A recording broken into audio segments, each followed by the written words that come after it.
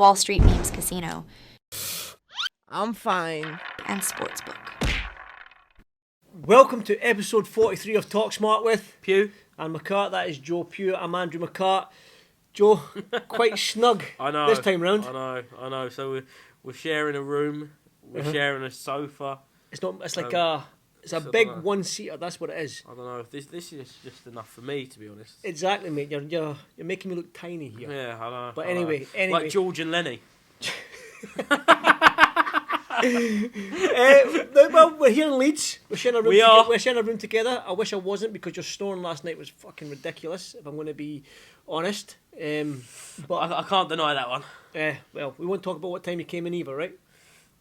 I don't remember. No, I'm joking. I'm joking. No, but we're in Leeds. The huge fight week here in Leeds. We've got Josh Taylor versus Jack Catterall, the rematch. The bad blood, hate runs deep. That's what's been called. But this fight week's been, with the press conference in that way, and it's not been what we've expected in terms of argy-bargy, has it? Oh, I don't think it needed it. After the launch press conferences, obviously we saw both legs, one in Scotland, one in Manchester. I think that built the fight enough. Mm-hmm. And fight week this week has been all about getting there, getting the job done, making weight and making sure tomorrow night, because we are just over 24 hours away from it, we get that great fight. Both of them yesterday in the press conferences kind of admit it weren't a great performance from either of them in the first fight. The first fight realistically was a bit of a stinker. If it weren't for the judging decision, we probably wouldn't have got this rematch. But we're getting it, and hopefully we get a much better fight and hopefully see the best of the Tartan Tornado and Jack Catterall. Joe, I'm 6 inches from you, man. Turn the volume down, man. Sorry, My mate. ear is buzzing. No, but I agree with everything you said there, young man. I really, really do. I think there's only so much strangling and pushing you can do in this fight, and I think both fighters have probably had enough of that. They just want to get in that ring and set up the score. Now, when we look at that weigh-in, what just happened there, both fighters made the weight. I think there was a few ounces. They made it quite comfortably, it looks like. And even Josh Taylor, there was a lot made of the fight being at 140, a lot made of Josh Taylor not being able to perform at 140 again. But a lot of comments, if you go online on Twitter and Instagram, saying that he looks good. A lot of people in the hotel the day where the weigh-in was saying that he looked good at the 140. He looked good at this time round. You expecting a sort of vintage old Josh Taylor at 140? Well, I don't know if you can call it vintage. He got beaten by Teofimo Lopez, who at the time and that night, it was a pound-for-pound performance he put in, Teo.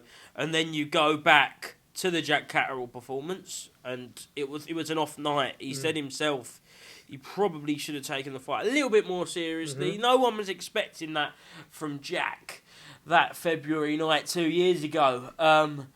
But you look before that, he's undisputed world champion. He probably has never got the respect he deserves. He fought for the undisputed title on Fight TV. Where was the broadcasters? Shame on you. So hopefully we do get the best Josh Taylor. And I want the best Jack Catterall. I want it to be a great fight because the build-up has been excellent. Hate does run deep. We get so many taglines about fights as in bad blood, hate, and all this shit. But realistically, this is one of the only ones where they genuinely don't like each other. And I'd be surprised, even if after the fight, that they'll shake hands, but they won't embrace. They're not going to be mates after. They won't be going for a pint on Sunday afternoon, will they? Definitely not. I don't think so. But you know what? George Groves and Carl Froch hated each other. Now doing podcasts together. I'm not saying that this could happen. 10 years ago. 10 years ago, but who knows? 10 years from now in 2034, you know what I mean? They might do a podcast together. Who knows? But I cannot see that happening right now because there is a pure hatred between the two men. And again, Eddie Hearn said that for British boxing, though, even though we need these storylines, I think for boxing, it's good to have these storylines where it grabs the imagination of not just us as pure boxing fight fans, but as the casual fight fan who just watches the big events. Do you know what I mean? I think this fight here has especially captured the imagination of the public. The 11,000 seater sold out, and I imagine that loads of people are going to be watching live on DAZN.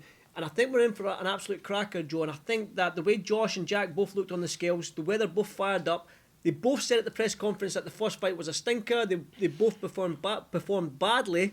So I think both of them have got a point to prove on that side, and you've also got the point to prove where both men don't want to lose this fight because it's going to be a long way back for the loser. Yeah, look, I think it might probably you could say it is win or bust for Josh Taylor after the last couple of years. But I would love to see him at 147. It's been spoken about for so long. If you think back to before the first Jack Catterall fight, the move was always to fight Jack and then move up. They'd agreed the fight before the Ramirez fight to give Jack that opportunity, undisputed, if Josh was to go and do it. But you know Josh, obviously, better than most people watching this, Andrew. So what I want to ask is this Josh the same mentally? Is he as fired up as he is going into the undisputed fight, going into a unification fight against Prograis?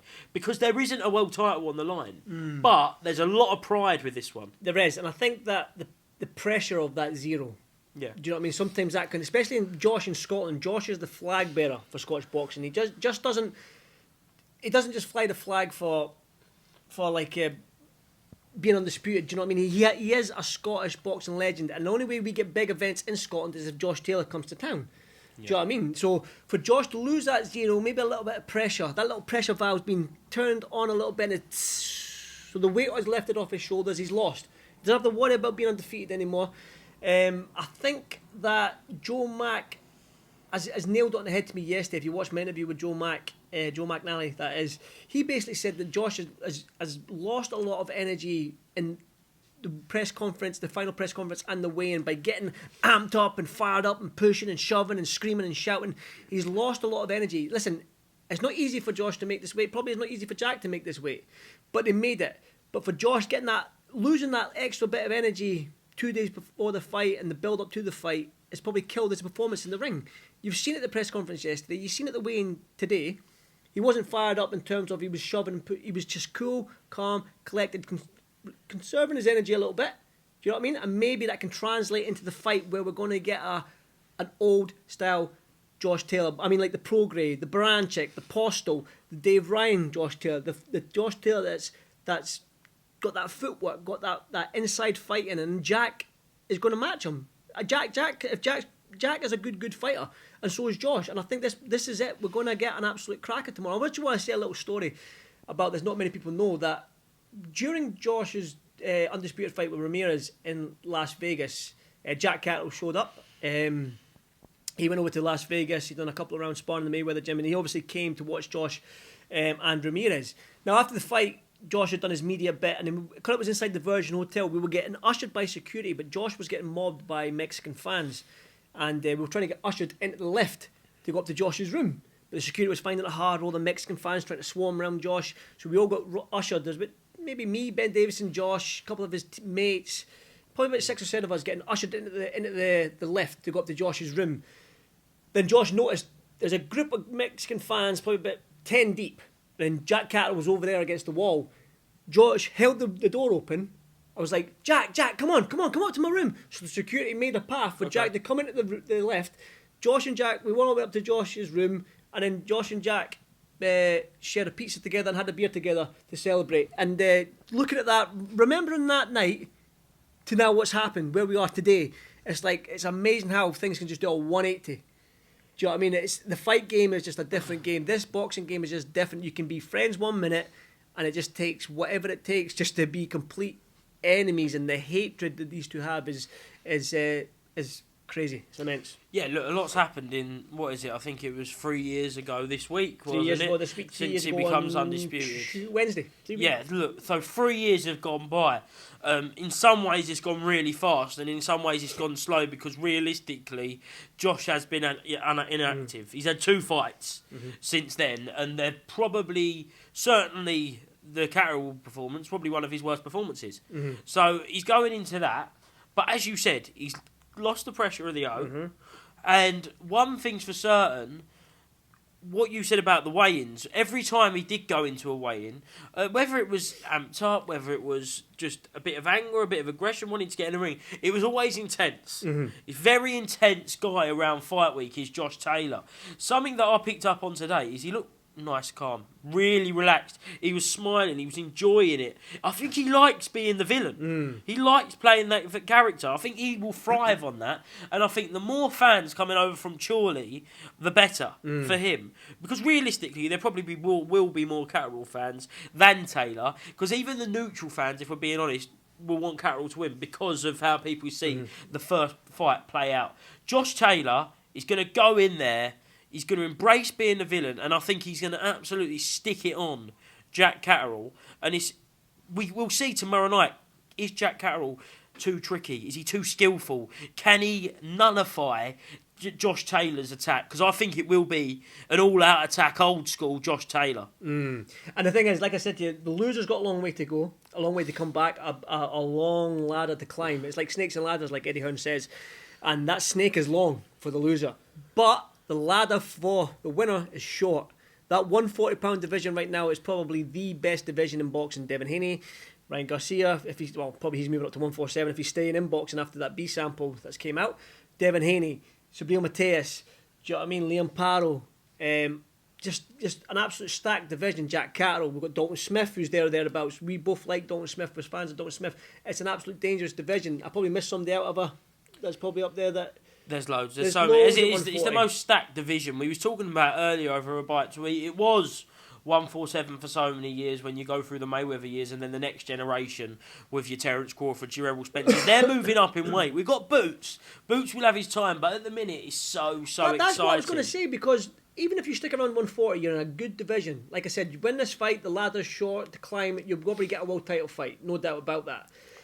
But for Josh, if Josh does decide to move up if he wins against Jack Catterall, he goes to the 147-pound division, which is wide open. So for Josh to become that two-weight world champion is probably a lot easier now that Errol Spence and Terence Crawford isn't there. For Jack, he wins.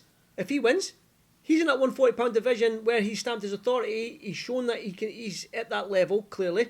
And I'm sure that Eddie, with who Eddie's got everybody at 140, it seems. Subriel Mateus, Devin Haney. So I think that for Jack, he's going to get a world title shot if he beats Josh. And for Josh, if he does move up, he's in a 147-pound division, which is wide open. So there's a lot at stake, more than just bragging rights. I know there's bragging rights in this fight. Both fighters just want to be there to maybe stick the middle finger up to the other fighter. But there's more to it at the back end of it for both fighters.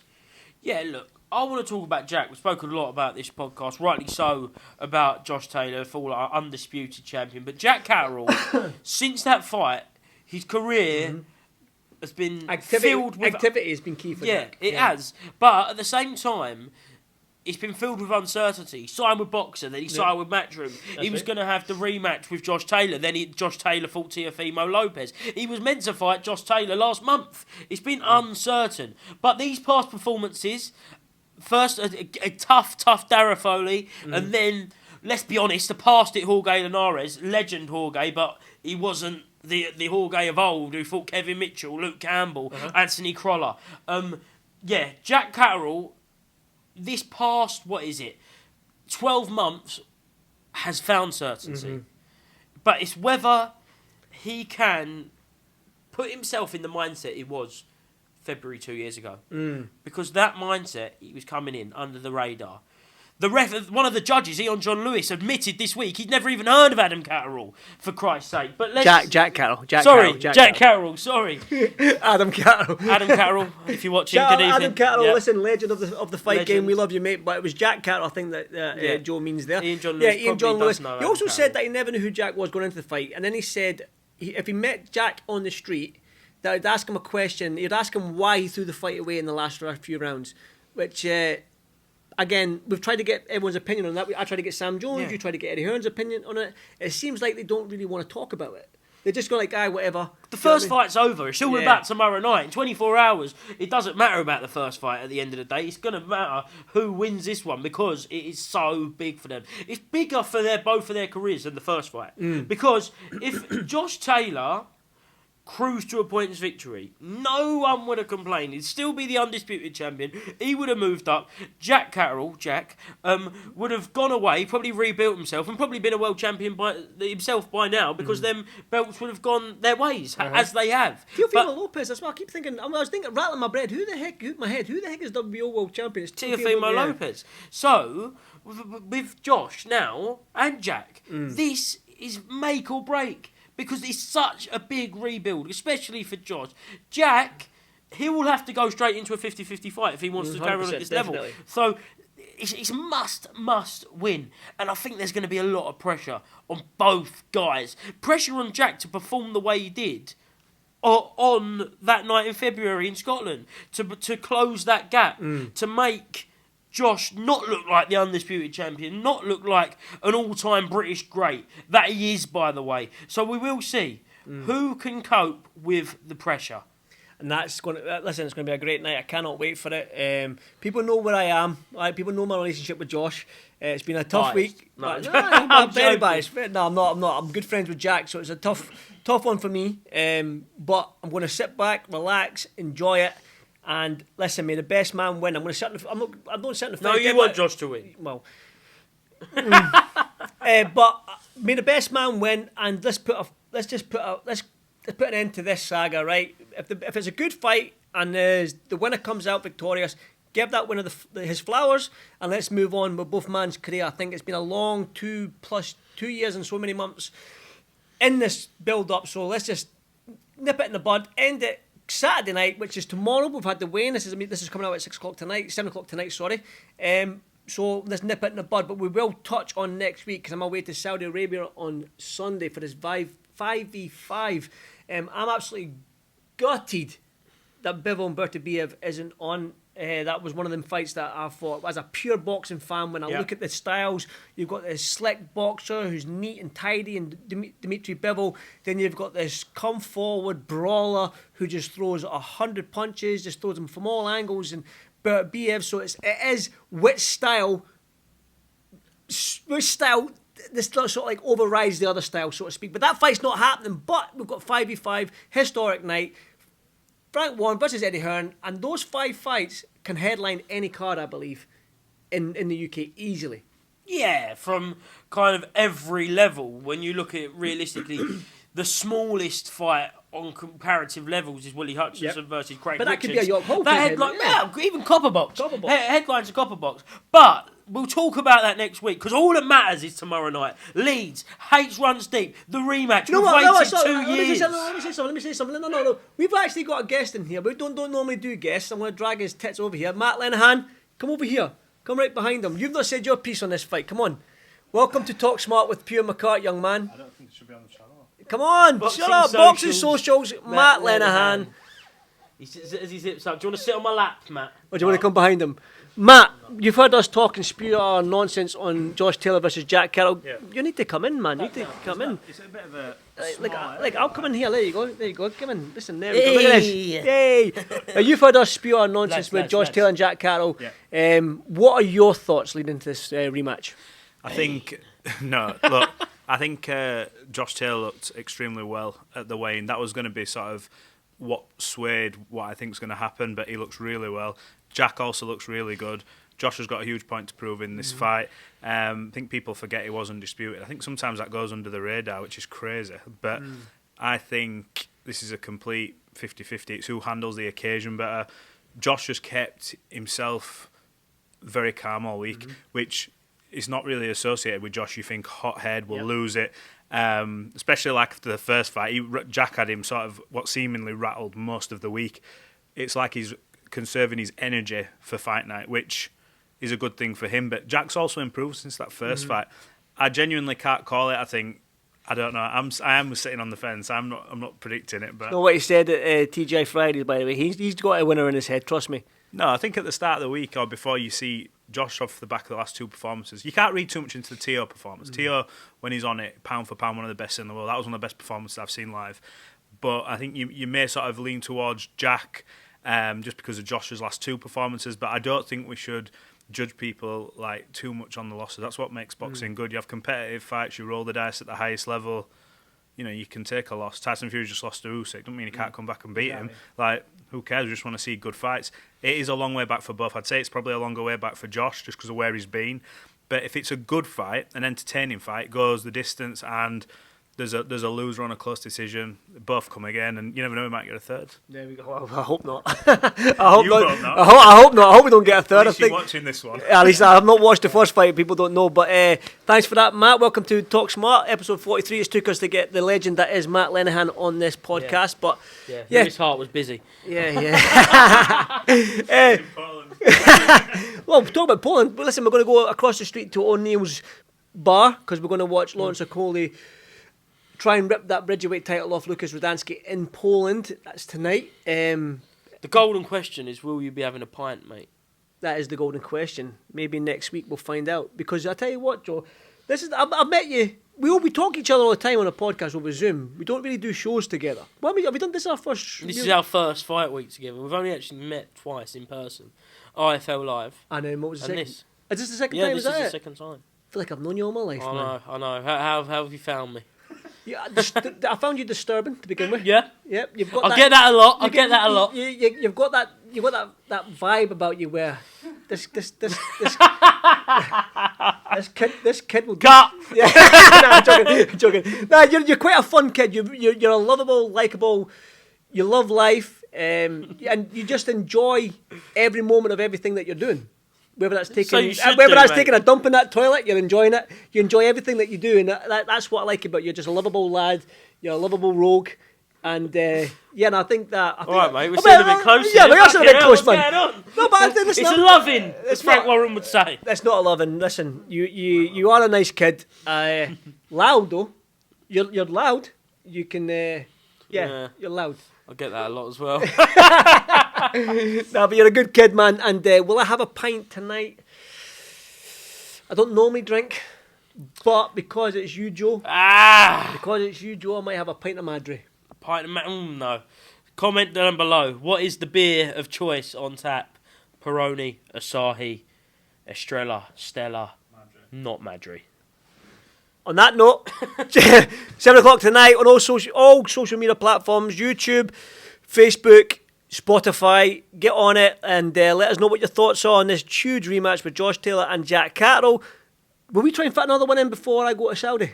We'll try and do a reaction straight after the fight. Right, so tune in Sunday. We'll get another episode out. We'll have a reaction to the rematch in Josh Taylor and Jack Catterall. But until then, see you later, guys. Wall Street Memes Casino I'm fine. and Sportsbook.